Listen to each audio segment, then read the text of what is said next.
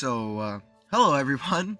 It's, sorry for the bad upload schedule like always, but, yeah, now I got school going on, and, I'm going to try at my best to get a schedule actually going now. Every Tuesdays and Thursdays, I'm gonna try to get something uploaded on the night. So, this ain't just like an update or anything. This is going to be an improv. I just wanted to say some stuff beforehand. But, I hope you guys have really been enjoying my content, because I'm surprised I've made it this far. Like, I'm not even just saying this to say it. I'm actually surprised. We've already made it to almost 300 now. And I just find that so crazy that within, like, such a short amount of time, maybe a year or less, I would say probably less, I've already made it to 300. And I wouldn't be lying if I wanted to say I wanted to get up there with some of the best, like, straight to the point, scribbler, and all that. But I do gotta give an honorable mention to my friend Firehearth. He does some pretty good stuff. I would recommend him to you. But, another thing is, also, sorry for the worse mic quality. I really did not want to get my, my sound shield up, so, because that takes a bit, so sorry about that, but, so I really do hope you guys enjoy this improv tonight, and, I guess let's get to it and have a good night.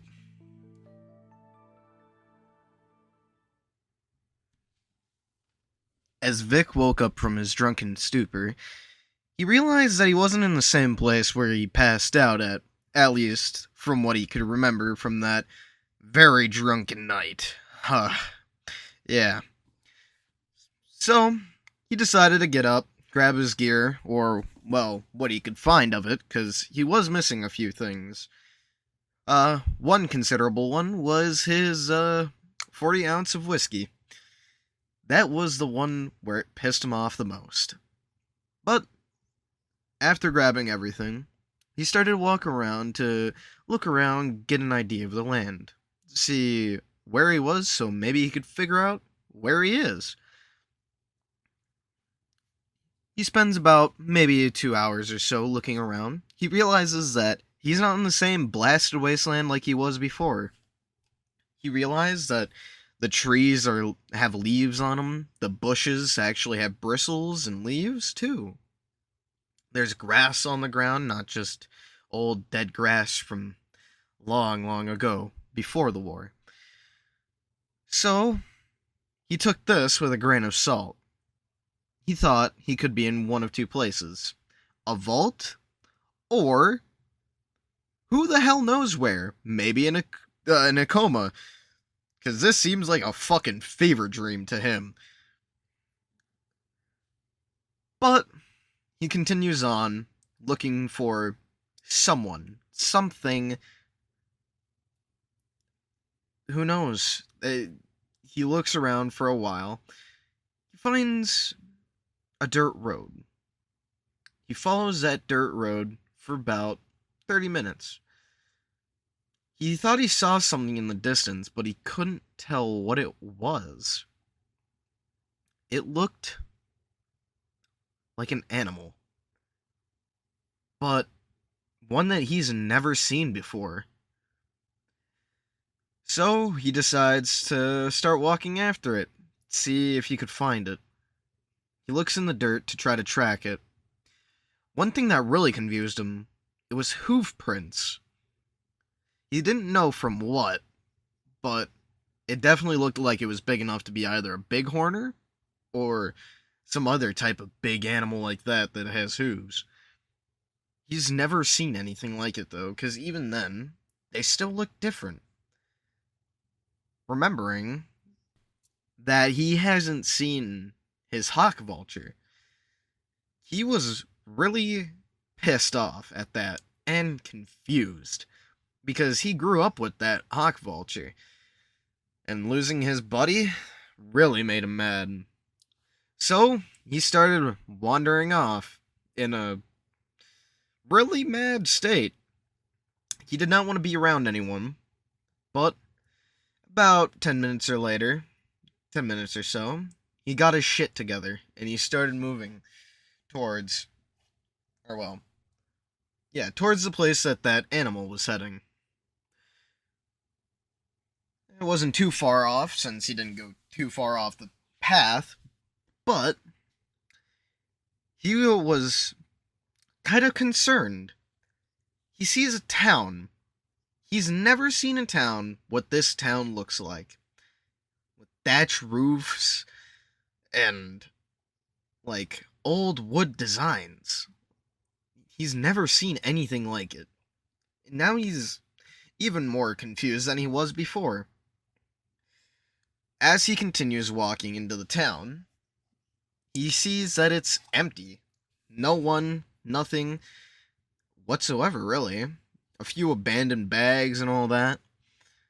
And all the doors and, like, all the house proportions seem smaller than what a human would need. So, that confused him even more than he already was. He made it to what seemed like the center of a town, with a big pastry-looking thing on the top of the building. He was really confused by that, because he's never really seen one that was still intact, let alone huge. Huge enough to where it almost covered an entire roof. Looking around the area, he found a sign saying, or with an arrow pointing towards what it read, Sugar Cube Corner.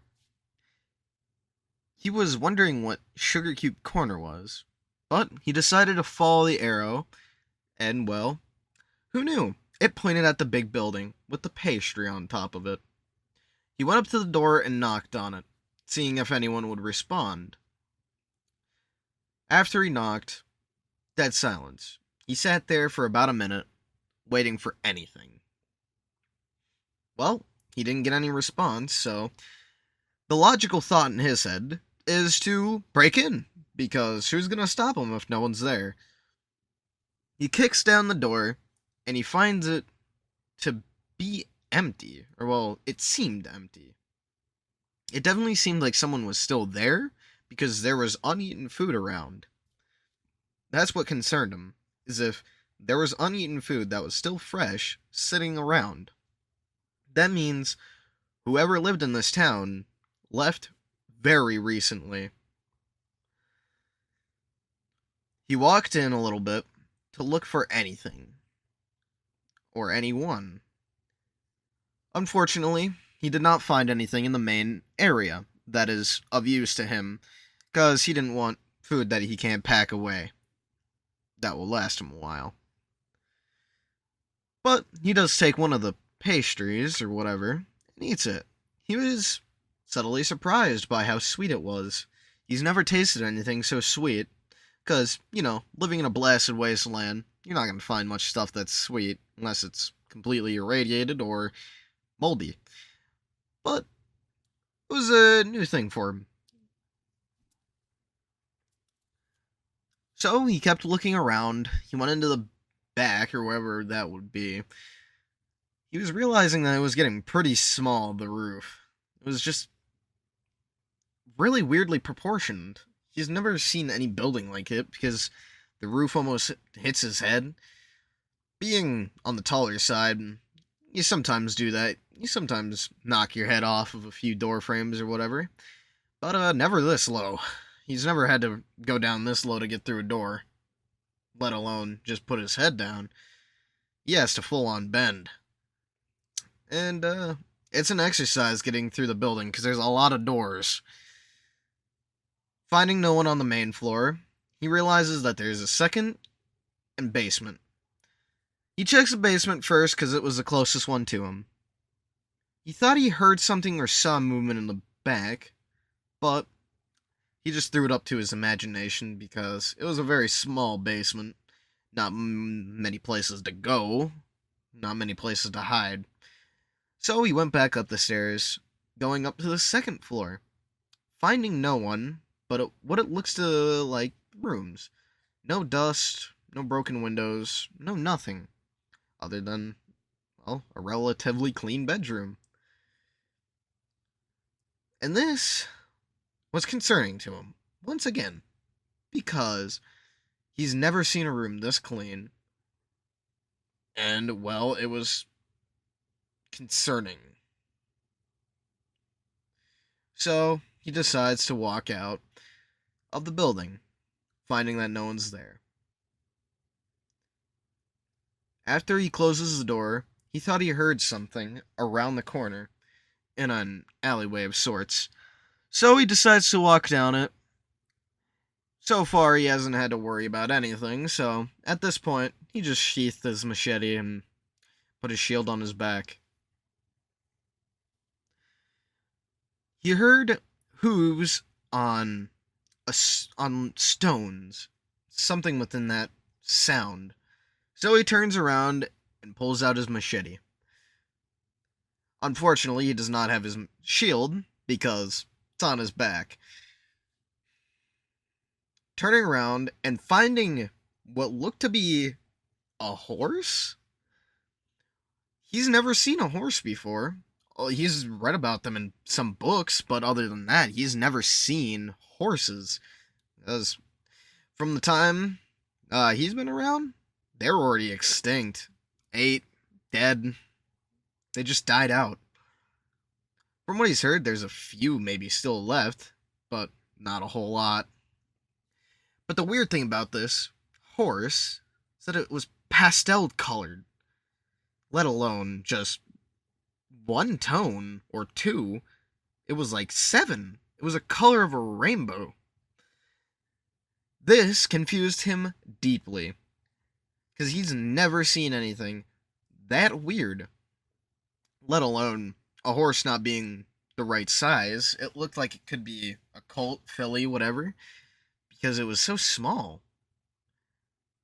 And then it started to speak. What are you, and why are you here? He didn't know how to respond. He was stunned. The horse thing just talked in English. From what he knew, on a blasted planet with a whole bunch of irradiated animals, he's never seen one that could talk. He was beyond astonished. His jaw dropped at the realization that this animal could talk. Are you going to answer me, or am I gonna have to knock you out? Just stay back, or I will kill you. Saying that, he tried to get the horse thing to stay away and to go away. Don't make me fight you.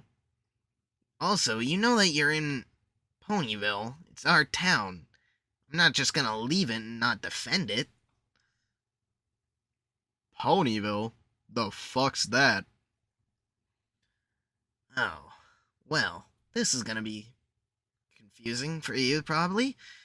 Who knows? Well, let's get to the fighting, I guess. Okay. Readying up for a fight, because that's what this horse said, seemed very aggressive for no reason, but then again, he's also part of Caesar's Legion, or Caesar's Legion, so he really couldn't be blamed. Before he could blink, it took off, flying at him. Well, it wasn't that smart because it just flew directly at him and he had more than enough time to just sidestep the horse. As he did, the horse kept on going and hit the fence. So he walked up to the horse and dinked it on the head with the bottom of his machete, knocking the horse out. Well, that was a fight for sure. That was not really that hard. Before he could turn around, he got his shit knocked out. He don't know by what, but he is now currently lying on the ground, passed out cold.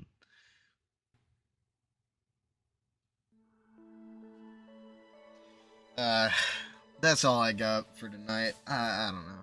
I can't really think of anything else, and it just mostly repeated and repeated, so I'm sorry about that. It's just, I wanted to get something out with a little bit of an update in it. But I guess I hope you guys enjoyed the improv. I don't know. If you guys got any ideas for improvs or whatever, also, once again, just a heads up to the new people, I've said this in past videos, is if you want to send a request to a fanfic, just put it in the comments, and I'll see if I can get to it. Whether it also kind of depends on if it's been done quite a few times on other channels or not, because I don't want to just like rip content off of other channels and post it on mine. Yeah, sorry, but if there is a fanfic that you want me to do, put it in the comments, and I'll try to get to it, if I can, that is.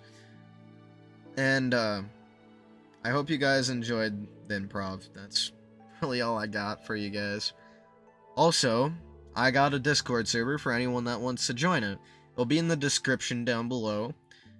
The invite link should be good for about 7 days, so there's that. Also, I don't get a whole lot of comments now, and not that I need you guys to send comments, but it's just fun seeing what you guys can say, and then I love to respond, because I love the feedback. I like interacting with the community. It's great. I've never really been able to do such things, but now I can. So, leave a comment whenever you like on any video.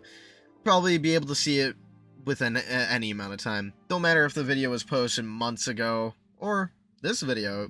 Really don't matter to me. But I don't want to keep rambling on, so I guess good day everybody, and stay golden.